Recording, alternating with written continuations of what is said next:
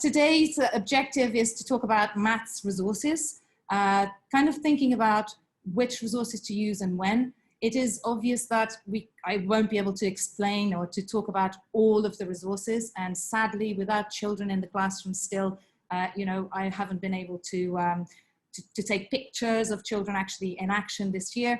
But I have done my best, and I've actually done myself my own examples, and hopefully that will be enough to help you. Do feel free, please keep your mics muted for now, whilst I just go through the motion. And then if you have any questions, do feel free to type it on the chat, and then I will come back to them as soon as I can, as soon as I find a nice break for it. Got a nice little quote here from good old Confucius.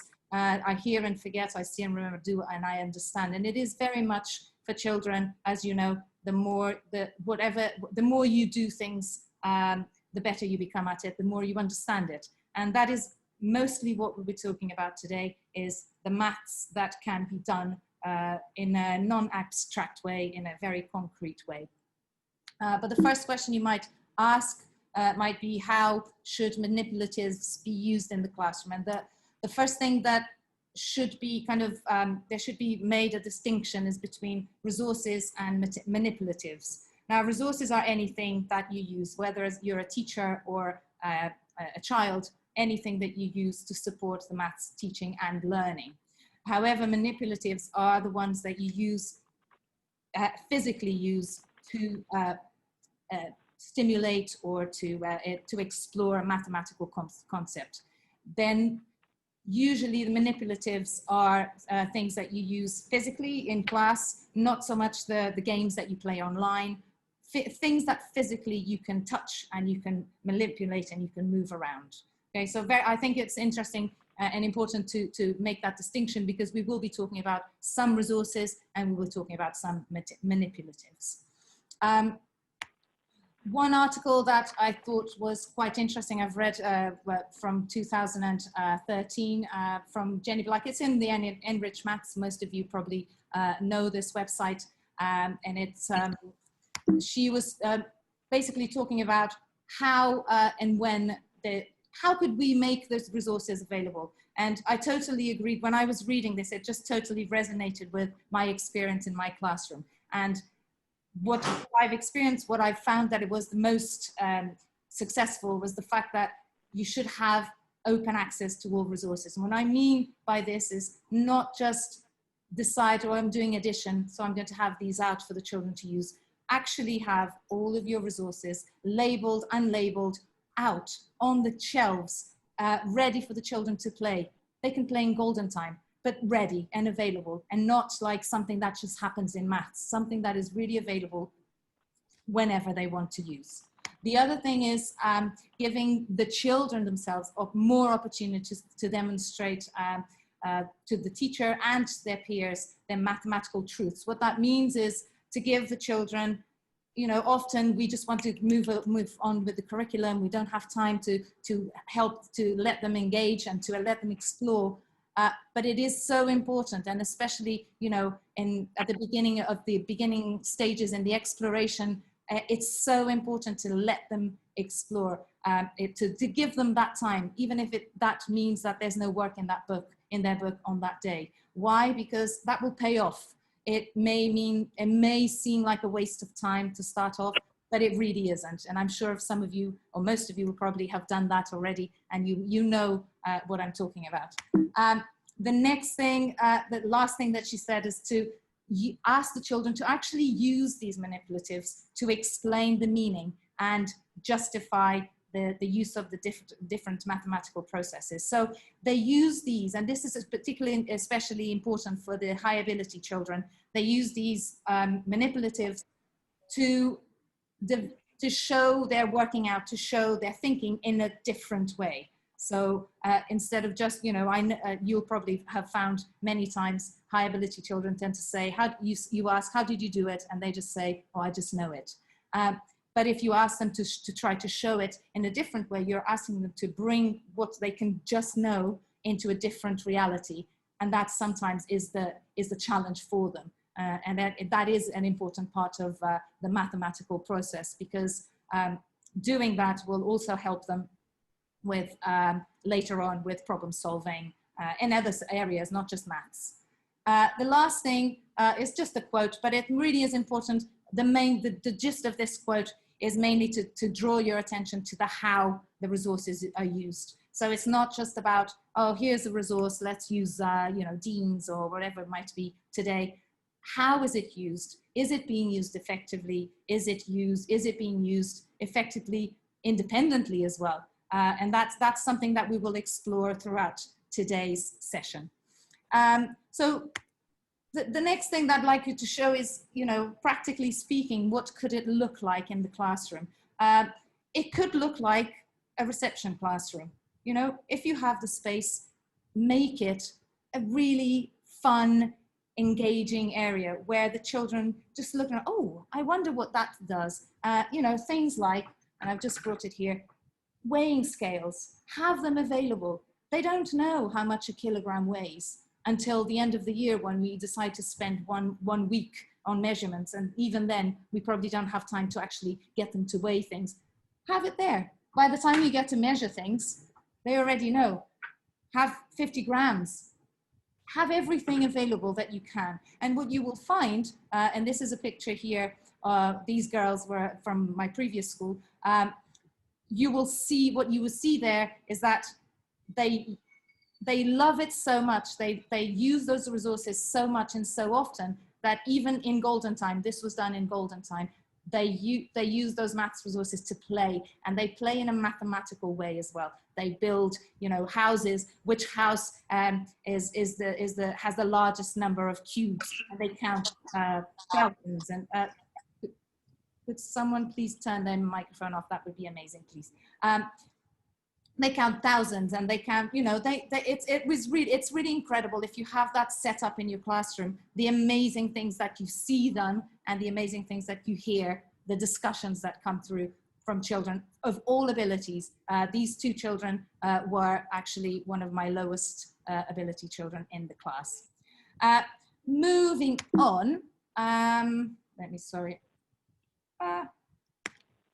so what resources are there in the world? There are online, I was thinking about, you know, virtual learning and how you can go about teaching children using some resources. These are not manipulatives, they are resources, they are used online, and I would not recommend children using them unless they've already experienced the physical example of them. So if they've not used place value counters, there's no point asking them to showing them how to do it online, because it won't make as much sense.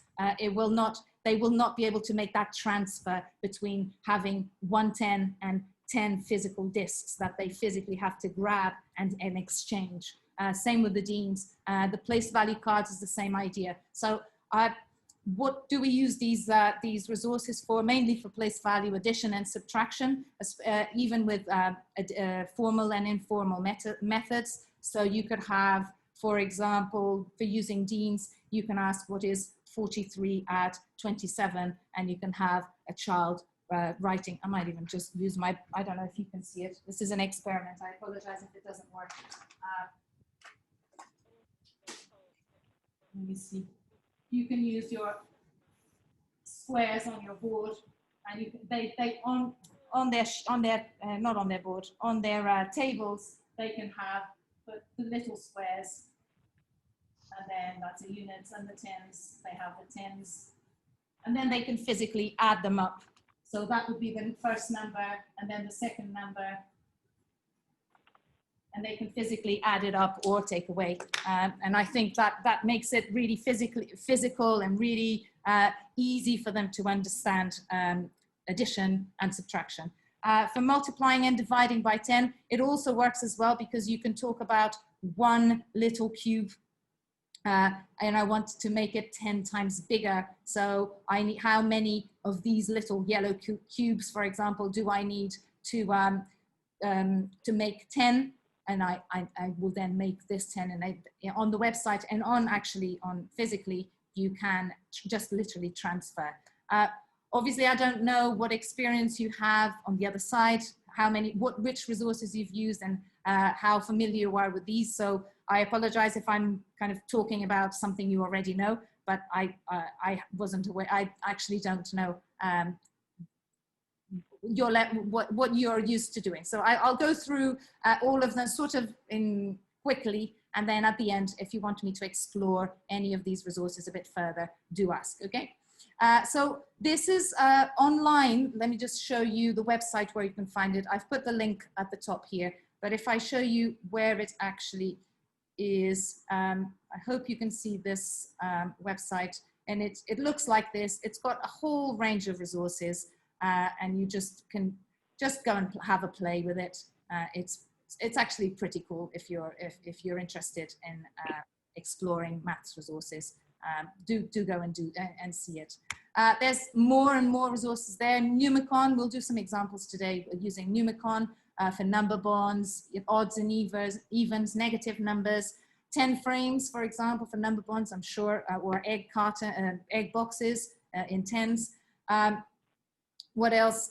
Part whole models, super important, not just with 2 circles, but further up, 3, 4 circles, asking children to partition things in different ways. So obviously for addition and subtraction, we can have a number here, what adds to that number, or missing numbers as well. Very important to use this, this type of resource to see if the children can use the inverse operations to solve a problem. The next thing, also on MathSpot, there's not just about number, there's also shapes. So, you know, there's the online version of the GeoBoard, which is great for exploring 2D shapes, regular, irregular polygons, developing language accurately. So you can ask, you know, you can have a child describing a shape and the other child having to make the shape, and to see if the shape matches the description, and the opposite way as well. And also explaining the children's reasoning. Why did they, if you ask, can you please show me some quadrilaterals? Why did they, is this a quadrilateral if if a shape is not necessarily, that doesn't have four sides? And you will find lots of misconceptions, and you'll be able to explore them and address them straight away. Tangrams and pattern blocks are just super fun. I love shapes. And it's a good way to explore 2D shape properties, to explore area and perimeter, and to obviously problem solve. The other thing that I want to, I won't focus too much on bar modeling today, because my session 3, this is a webinar, a series of webinars. Number 3 will be focusing solely on bar modeling. So we'll leave that for today. We will be talking about Cuisenaire rods. If you are ever in doubt which resources you can use, there is a list here on this link here, which I've got ready to show you. Let me just show you here. On this website, you can find a whole load of resources. They're called actually manipulatives. These are the ones that you can manipulate. So, and it kind of gives you a description of the type of thing that is included in them. So feel free to explore and to decide what suits you. Next thing. Let's have a look. So Cuisenaire rods, one of my absolute favorites. They come in boxes like this.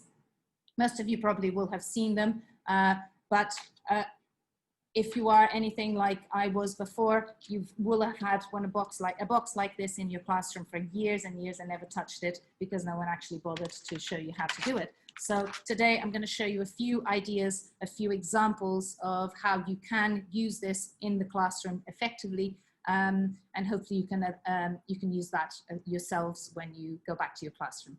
So you can use these for a range of what's it called? A range of objectives. That was the word I was looking for. So number bonds, 4 operations, doubles, halves, finding 3 times more, 4 times less, fractions, square numbers and cube numbers. Really interesting. I saw a video once, and I have used now, I use these for that. And obviously for problem solving, more kind of getting into with the associated with bar modeling. So the problem solving side of this we will not do today.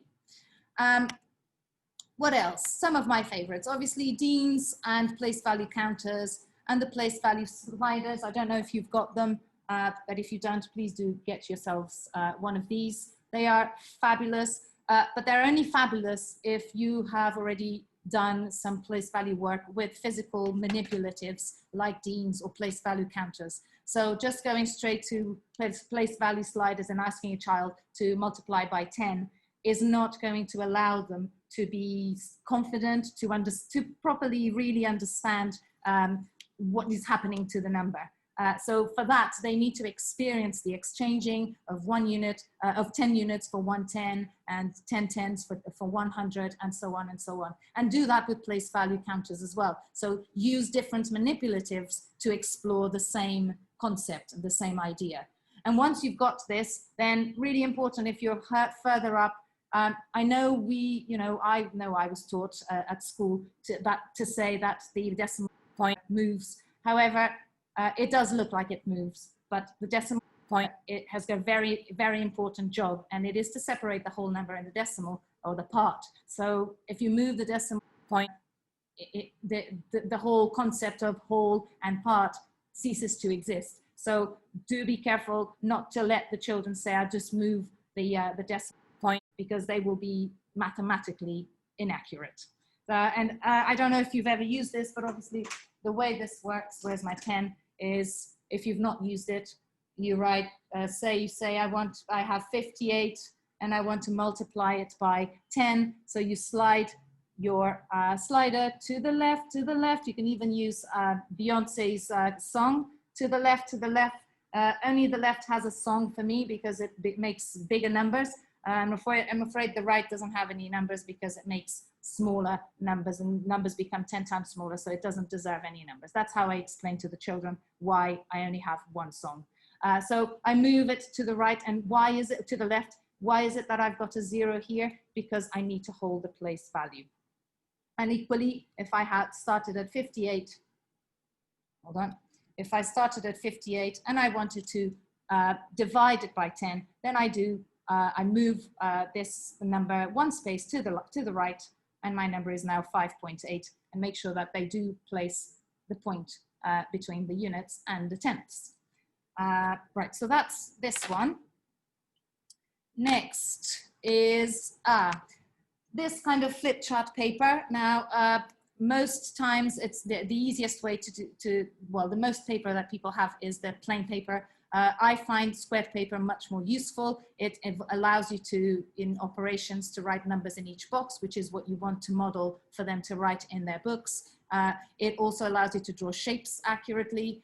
It just makes it neater and more mathematically accurate. And what do I use this for? An example that I could give you is, for example, you ask children, what would be your method for, you give them an addition equation, and you say, how would you solve this equation? And then you can ask, oh, Freddie, what's your method? And Freddie says, I would just add the units first and the tens first, next, and then the hundreds. Oh, perfect, okay. So we write on the board, we're on the flip chart, I write Freddie's method. It's not my method, it's not anyone's method, it's not the scheme of works method, it's his method.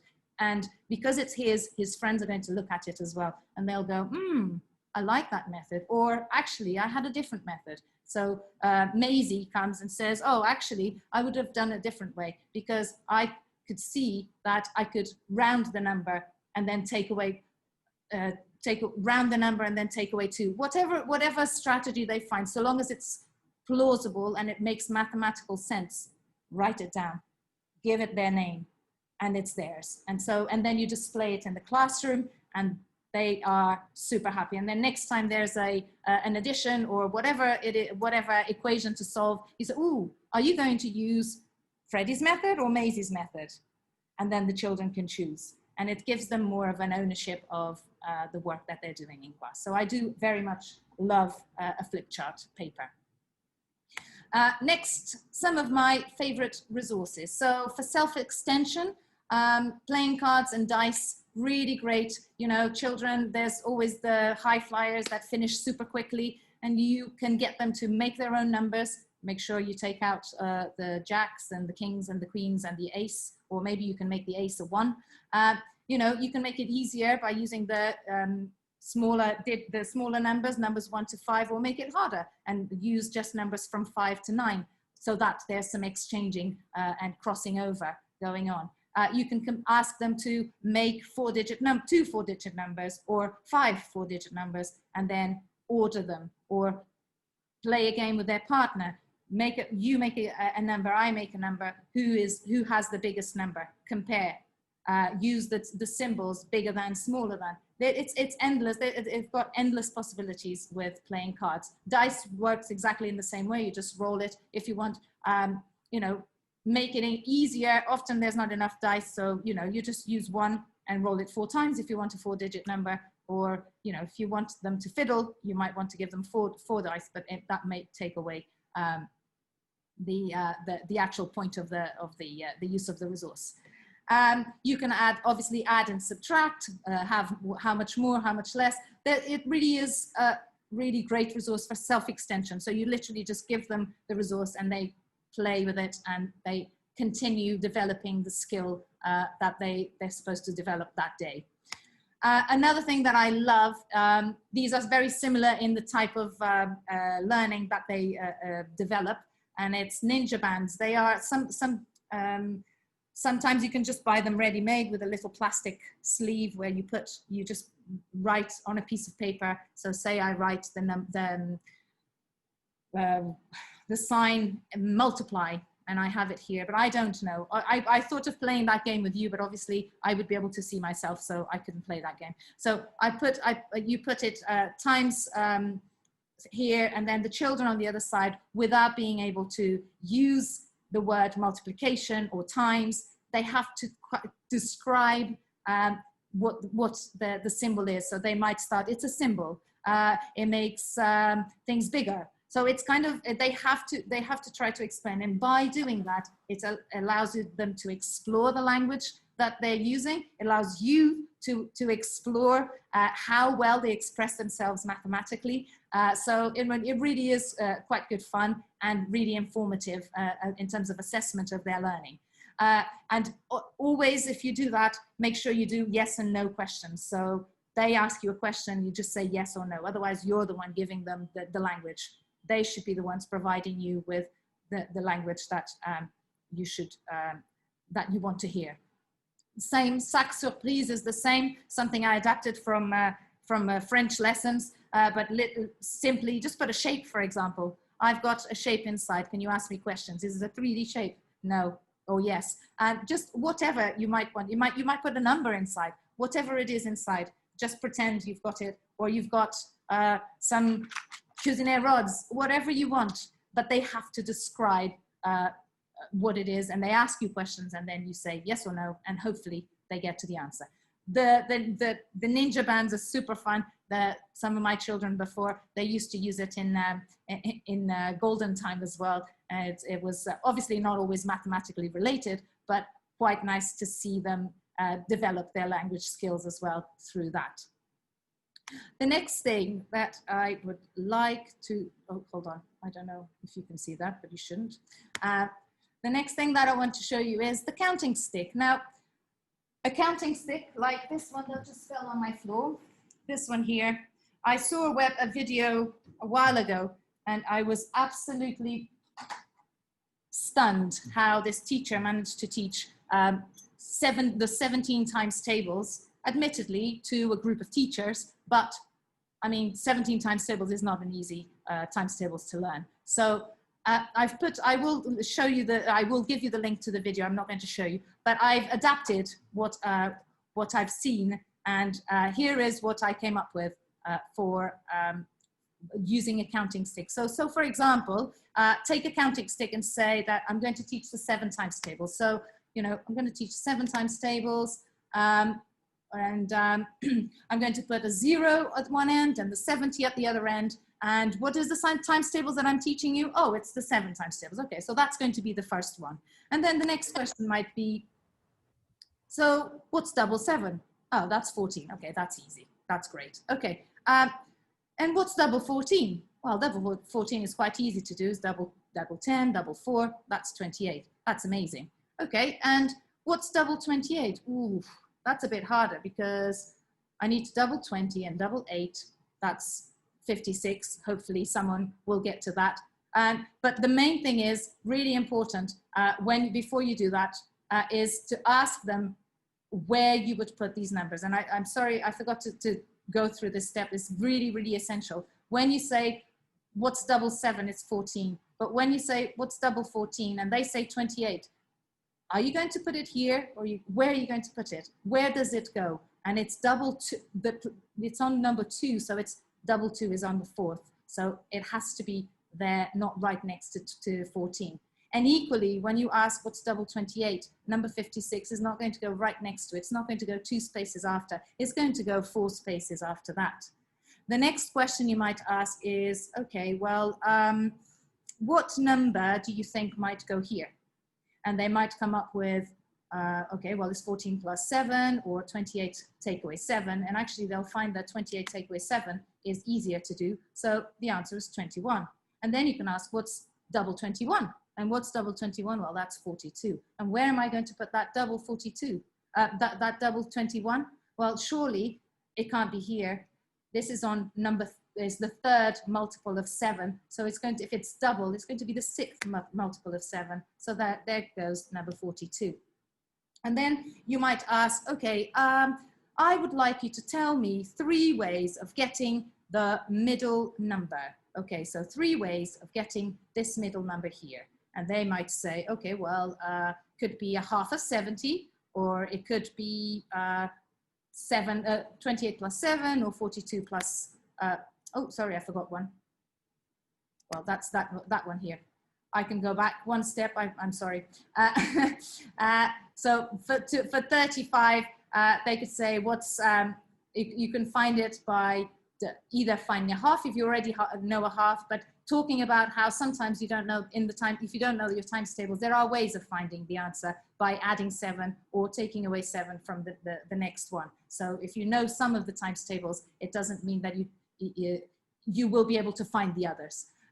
Here, mainly, I forgot the 49, but it was mainly to talk about, it's the same idea, what number could be between 42 and 56, okay? So same idea as the 21 that I had there. And then after this, we'd ask, so we're going to point to 63, but without showing the 63, and you ask, can you give me 3 ways of finding 63? And you could say very easily, take away 70, take away 7, or 56, add 7. But hopefully some of your high achievers will realize that 63 is triple 21. And that will really give you an idea, a great indication as to their level, their ability, but also it will excite them because it will keep their brains engaged into the different strategies that they've used to get to the times tables. So this is just one way. The next thing, once you've now got all the times tables on the number stick, then you start removing it. And I'm not going to go through that. I think you really should be, you're better off watching the video that I've put here. It really is incredible how she does it, using key and clues. Oh, this is the first one. So what was my first one? Oh, number 7. Okay, and what was double that? And pointing to the stick. And so that children have not only what they hear, but also the visual cues as to what comes next and what's after and what's double that and what's triple that. And that kind of creates a mental visualization of the 7 times tables, or in her case, the 17. Another one that I really love are the Cuisenaire rods. So they could be used for place value. They could use another video that I will definitely recommend that you watch. It's quite an old-fashioned video filmed in Canada, but I'll point it out at the end of the video, at the end of this presentation. But in the video and in how you use Cuisenaire rods, you start with the younger children with the colors. So you might say, oh, look at which color is the smallest? Oh, it's the white one. Oh, okay, which one is the biggest?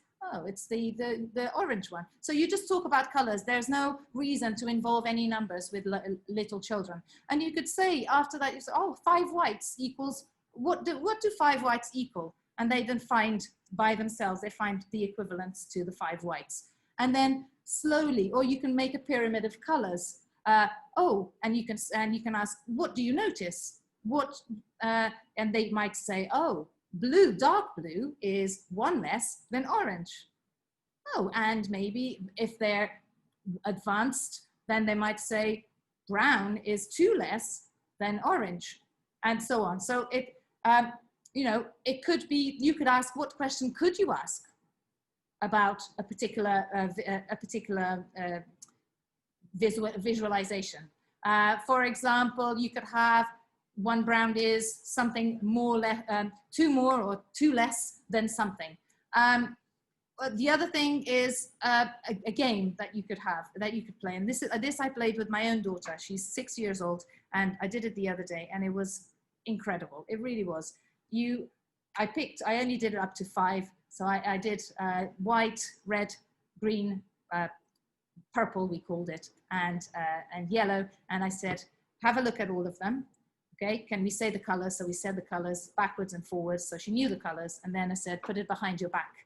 And she put them behind her back. And I said, can you show me the white one? And she immediately showed me the white one. So how did you know that was the white one? Oh, it's the smallest. How did you know? Oh, because I was feeling them. And, you know, the conversation was so interesting because it really was mathematical, even though we were kind of playing at home. And then said, well, which one is the biggest? And there she was measuring, feeling it behind her back, and she came up with the yellow one. Can you show me now which one is the next one, the one that is just 1 bigger than the white one? Oh, no, actually, that's not what I asked. I said, can you show me the red? And she knew that the red was the next one along. So she actually showed me the red. She got the green one wrong, but, you know, it was the first time, and we were playing, and we had great fun. And I'm sure children in your class will definitely have great fun doing that too. The next thing that you can do, so after you've moved on from the colors, once you've introduced children to the numbers that they actually are equivalent to, so obviously the white is 1 and the red is 2 and so on, then you could talk about odds and even numbers, and you can ask the children, so, you know, we're going to do an investigation, but you don't say we're doing an investigation on odds and evens. You just say, oh, I just want to see which of these can be split, you know, put them in partners, which of these can be split into between the 2 of you. So if I had a red cube, could I split that between the 2 of you? And they say, oh yes, I could put two white ones. If I had a green one, could I? And then ask them to sort them into 2 different piles. And at the end, kind of go through sort of generalizations. So what is special about these numbers on the right? Oh, they can all be divided by 2. They can all be shared equally by 2 people. Does anyone know what that means? And then some of them will say, oh, there's even numbers. Oh, okay. And so what's the other ones? What is so special about these? Number 1, 2, 3, 5, 7. What's special about them? Oh, they can't be split. Really? Can you investigate? Are you sure? So they will have investigated, and they will know that they cannot split between 2 people. They cannot have odd numbers cannot be split evenly between 2 people, and if ending up in 2 whole numbers, and that is the main thing. And so, you know, you can then talk about fractions as well. You know, if my whole is, this is very easily you can see it's halves. So what is a half of, you can start by the colors. What is a half of the purple? Oh, it's a red.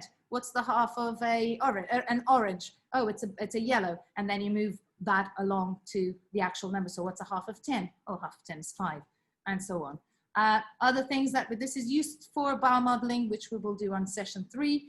Spotting patterns, as we say, what's the same, what's the different? Once they come up with a picture like this or an investigation like this, what is the same? What do you notice? Can you prove that you are right? Because, you know, maybe they came up with this picture where they have numbers up to 10. Can you prove that this is always right? And then they might do a number 12 or a number 13 and a number 11, and, you know, just bringing that learning forward. So that's kind of how to use Cuisenaire rods in a very broad way, but, you know, just some objectives that you can use the Cuisenaire rods for. As I said earlier, you could say, what happens if you put two blues together? Is there a rod that might match in size, or how can I make that length or that number? You could also ask, you know, then they might transfer the color to the numbers. So we're starting to get a bit more abstract now. So they've played with it. They've now written down a number sentence or an equation. They now know that 9 add 9 is the same as 10 add 8, or that 7 add 7 is the same as 10 plus 4. And then you can move that even further and ask them to explore the same concept, but in a different, using a different, varied representation, or a different manipulative even. In this case, I chose the part whole model. So, you know, can you please now, you know, you've done this, can you now show me this representation as a part whole model? So, okay, well, I have 7 add 7, which is 14. I have 14, which is the same as 10 add 4. But could I use the Cuisenaire rods and play with them to make 14 in a different way by using 3 Cuisenaire rods? And that's another whole investigation that could be started. Another thing that really is helpful for place value is Numicon. They very much looks like this. It kind of looks like number blocks if you've watched the TV program. You've got 1 and a 2 and a 3, and you will always notice that the odd numbers always are missing a part. They're always missing a little piece. They are great for, again, investigating odd and even numbers, the same way as I did with the Numicon, but also to investigate halves and doubles. So, you know, can I halve a 2? Can I have a 4? Can I have a 3? Oh no, why not? Because I can't, in the Numicon pieces, I cannot fit, I don't have pieces that would fit into the yellows, for example. I could split it in between 3 people, but I cannot halve and give the same amount, whole amount to 2 people. The next thing that you could use a bit further along is to show the opposite. So you flip the Numicon round and you show them how it can relate on a number line to negative numbers. So just visual representations of what we consider simple things, but that will help the children to gain a better understanding and grasp of the basic concepts. Moving on to fractions. So we used Cuisenaire rods for place value and Numicon for place value. Moving on to fractions. Imagine you have the question 3/5 divided by 3. You could ask the children to represent those 3/5 divided by 3 as using Numicon. So they might use 3/5, and it doesn't matter the size of them. They don't have to have, because the great thing about Cuisenaire rods is that there's no numbers to them. Yes, they can have an amount. They can be worth, you know, the yellow one here, this is worth 5, but it doesn't need to be 5. It can be whatever you want if you're using Cuisenaire rods in a sort of bar modeling approach. So in this case, I used the smaller pieces because I wanted to, basically. And we talked about, okay, so it's 3/5. So how many parts are there? 5 parts. So let's find 5 equal parts. And then we divide that by 3. Well, that means that 3 people, there's 3 parts out of the 5. So I'm looking at these 3, and only we divide it by 3. So person 1 gets this one, person 2 gets that one, and person 3 gets that one. So how much does each person get? 1/5. And it's kind of a really easy, simple way to visualize what often is a tricky concept to grasp. Another example of fractions, a fraction of an amount in this case, what 3/5 of 40. Now again, I'm using the same Cuisenaire rods, except this time the amount is 40, is worth 40, and I want to divide it by 5, and then only 3 of these. So 3/5 of 40 is obviously 40 divided into 5 pieces. So you can even say, oh, this is one of each of you and your 4 friends. How much does each of you get? Oh, okay, well, it's 40 divided by 5, which is 8, and then 8 times 3 is 24. Great, I've had great fun making these resources, mainly because I got to write on the tables. If you have that capability to get the children to write on tables, to do the sums, the maths on tables, that just brings the fun to another level. So I've had lots of fun, not so much the cleaning on the table, but the actual maths itself.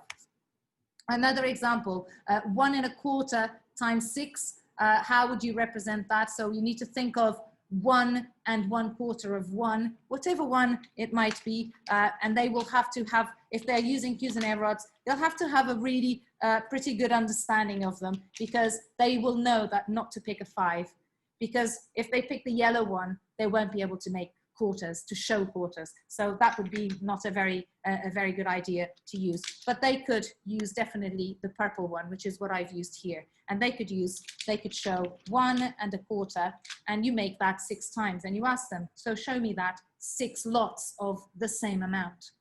And then what they can do is, once they've done that, is put the like terms together. So they put all the 1 wholes together and all the little quarters together, and they realize that the answer ends up being 7 1/2. So how could you use this? Use these Numicon, Cuisenaire rods to explore, to find solutions, to make generalizations, to apply in different contexts, to represent in different ways. If you have word problems, the children in your class are really, you know, they flew by, they've done it so well, they know how to solve their problems. Amazing. Ask them, can you now represent that word problem in using Numicon? Can you, or a part whole model, or however, a different way, but only ask them to represent with using manipulatives that you have very much trained them to use. Do not give them resources that they don't know, because that will lead to misuse, really, and then it will be harder for you to unpick that later on. Another example of, oh, I've done that already.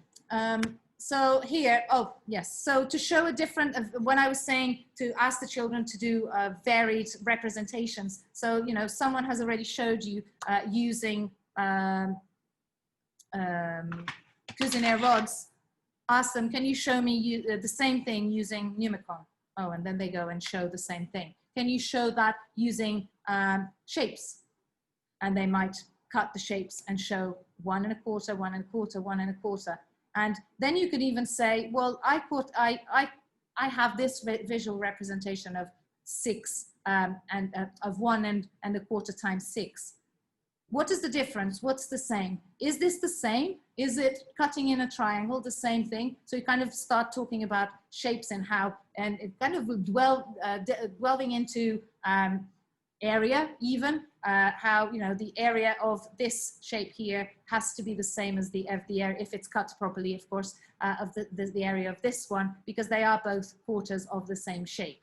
So, you know, just interesting ways to bring, lead the children to different paths if they are already quite confident with what they're doing, what you're doing in the class with the rest of them. Another way to show a different example, but this time I'm not giving you the question. What could the question be? You could say, I've made this visual representation, I've used Numicon, what could be the question? And then they will have to, it's harder sometimes to do the opposite way, the opposite process. So they will have to go, oh, okay, well, I've got 5 pieces, but I'm only looking at 3. And then there's 1, 2, 3, and they've colored them in. So they have to come up with a problem that matches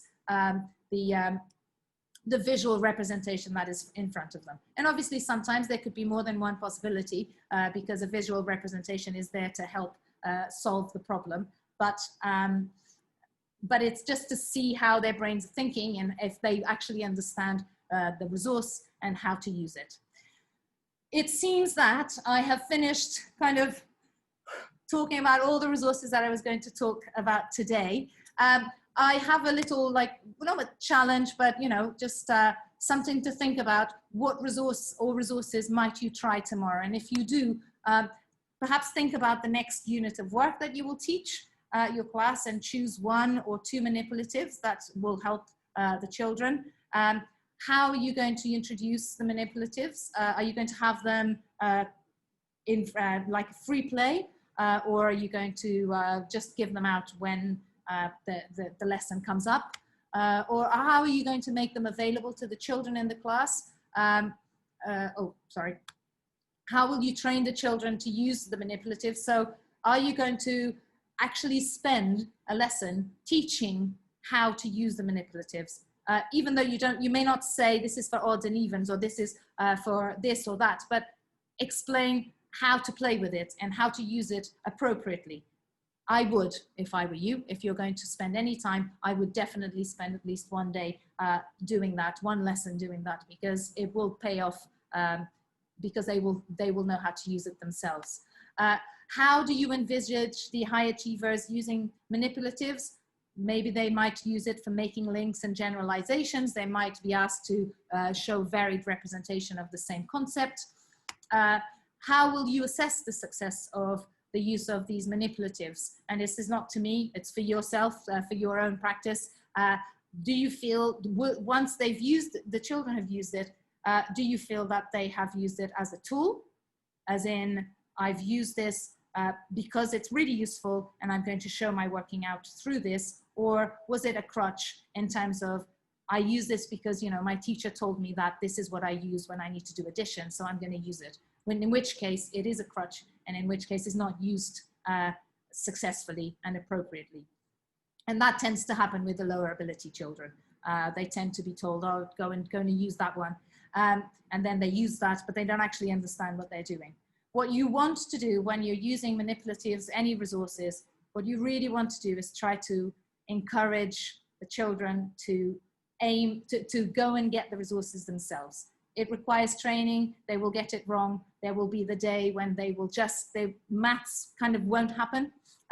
They will just go and get, they think that it's addition. Oh, let me go and get my my Numicon, or let me get my Deans, and they'll go again and fill the table full of stuff.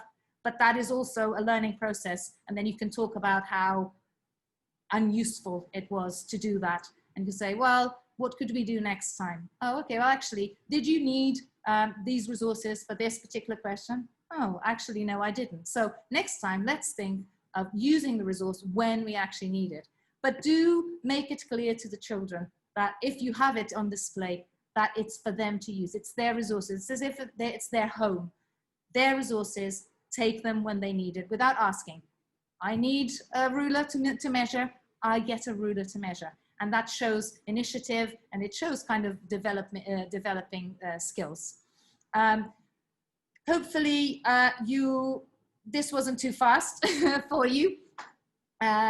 If you are interested in learning more, for sure, the first one, it looks like it's Facebook, but it's a fantastic video of Cuisenaire rods being shown how it's done, much better than I could do here today. So I would definitely have a look at that. Then there's all sorts of links and articles to read. I would like to show you one in particular. Maths No Problem is amazing. I don't know if you came from the UK, you probably will have heard about this. Maths No Problem is a scheme of work in effect, but they have lots of YouTube videos where they show how to teach a huge range of mathematical things. There's the one that I've put there is a fabulous one where the children are exploring area, but without actually knowing exactly where they're going. And it's really fabulous how how this teacher does it. So I would definitely, if you're interested and excited and enthusiastic about maths like I am, go and watch that. But one website that I'd like to show you, that because I think it's not always easy to navigate, and it has amazing resources, especially for when you don't really know, oh, that's not it, when you're not so sure which resource to use, or which, how do I show this particular concept? I'm not sure why this didn't come up, but I will put it back up here now. There we go. So it's this one. It's the NCETM website. And if you go to their Primary Mastery Professional Development, which I've kept the link there, but I just want to show you how to get to the best part of the resources. So say you click on addition and subtraction, and you click on anything. I might go to year 3, and I'll go to, I don't know, column addition. And if you scroll down, this is where you will find the representations file. There's a teacher guide, but there's also a representations file. And what it gives you is actually visually an indication as to how you're going to teach and how you're going to present the work to the children. Let me show you here very quickly. I won't show you the whole PowerPoint, but it's just to show you exactly how, you know, if you're not sure how you're going to teach something and which resources to use, this is a fabulous resource that teaches, that shows you that. Not for every single objective, maths objective, but very much for quite a lot of them. That is that in terms of my presentation. Again, if you're interested, do feel free to continue reading on. There's some history there for you to read. I'm not going to bore you with that. And some articles to read. And it's now time for questions if you have any. Thank you very much for listening.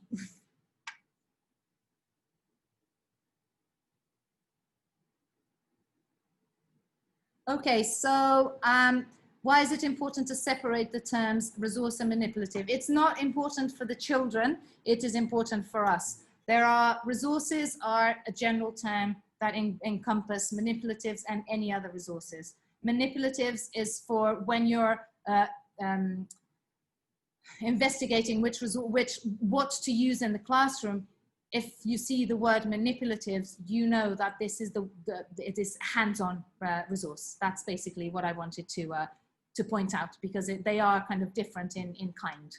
And where can you find the PowerPoint? This PowerPoint is going to be, I think Kate will be sending PowerPoint. There we are, after the webinar. There we go, that's that one. Any more questions? Feel free to unmute your mic or to show your faces as well if you'd like. It's my first time doing this, so, and please at the end, make sure you leave some feedback. I will put the page up if you would like to do that, but continue asking questions. I'm here until I'm needed.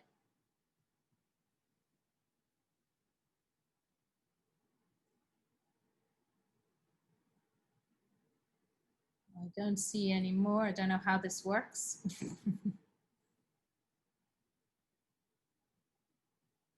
Oh, thank you very much, Zoe. That's very kind of you. Are we using Maths No Problem in the school? No, we're not. We use White Rose Maths. Maths No Problem is just another scheme of work. It's very similar. White Rose Maths and Maths No Problem are very similar. You don't need to buy into a scheme. That's what I'm trying to say.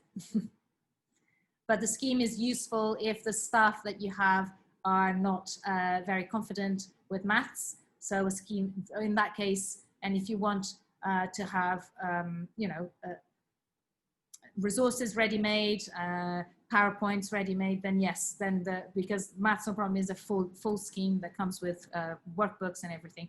But I don't think that it is necessarily needed. I feel that White Rose Maths is free and does the job pretty well.